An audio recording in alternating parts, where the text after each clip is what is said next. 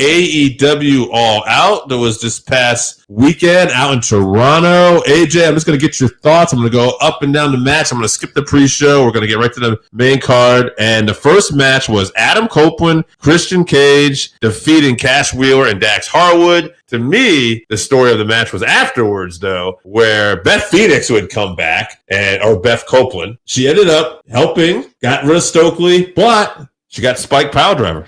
Well, Phoenix, I believe, was her maiden name. I could be wrong. Yeah, she took care of it. And why would she have any problems with Stokely whatsoever? She's twice the size of him, and she's got more muscle than both Dax and Cash. So I'm not really surprised by that. I'm a big fan of Beth Phoenix. You know that. Yeah. I love Beth Copeland. I don't know if this is going to be a return to the ring full time for her or if it's just going to be a spot thing. I would love to see her back in the ring. I would love to see her with some of these younger talent. Eddie Kingston returns, gets the win over Big Bill. Happy to see Eddie Kingston back. I guess, what would you like to see from Eddie Kingston going forward? I love that he was able to stay in ring shape. The guy didn't lose a thing. He looked great. I got to tell you, as much as I love Eddie Kingston, though, Big Bill might be one of the biggest wastes in AEW. He has come out. The crowd loves him. He works hard. He looks phenomenal. Why is this guy not getting a bigger push? Where's Brian Cage? Whatever happened to Brian Cage? What happened to, a lot of these... Wardlow got injured again. So I saw Brian Cage the other day. He was on an exit for $3.95. I gave him like 75 cents. That was nice of you. Mark Briscoe defeated MJF in a tables and tacks match. Crazy match, but also really cool to see Mark Briscoe finally get the win over MJF. Absolutely. And MJF is, he's one of those people who doesn't really need to win to get over. He reminds me a lot of a Rowdy Piper in the sense that he could go out there, finagle a loss of some kind, and a lot of times Rowdy obviously wouldn't get pinned, but he would still take a loss somehow. MJF is very similar. He looking great, doing great, and big things for him. And shout out to his wife, Mrs. Tout. The Demand? Is that what they're calling his ass now? Ricochet, Bishop Khan, Toa Leona. They defeated the Hurt Kidney. Yeah, they call him the Demand because we're demanding that they bring some personality other than whatever weird voice that is that he does. Now, we've talked about this off camera. We've actually talked about whether or not he's being used correctly. Yes. And whether he was getting a bigger push now that he's in AEW. Well, you got to win over the Hurt Syndicate, so it's very hard to argue he's not getting a better push now. Yeah, no doubt. I'm happy to see Ricochet get the victory here. It's really good for the Gates of Agony, obviously. They needed to get a big win here, and they did. So I got to ask you, is he Irish, Ricochet?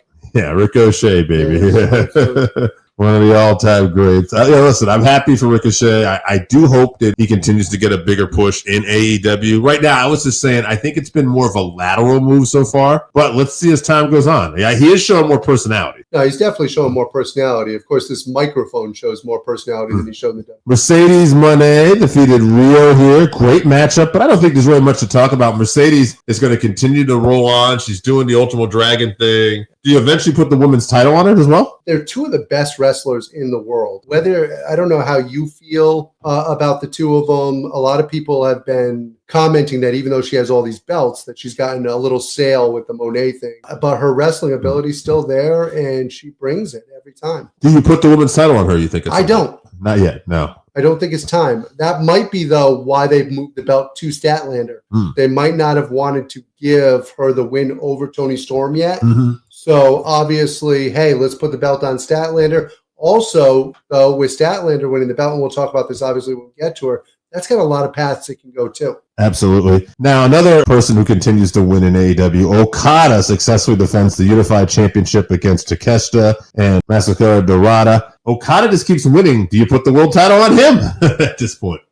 At some point, you could, but I don't think they've built him up that way. Even though he keeps winning, he's wrestling in matches that are mid-card matches for these championships. Right, they're good matches, but every match in AEW is basically a good match. And so, how is he standing out? It is where the best wrestlers wrestle. John Moxley defeated Darby Allin in a wild coffin match. The highlight to me is the return of Pac.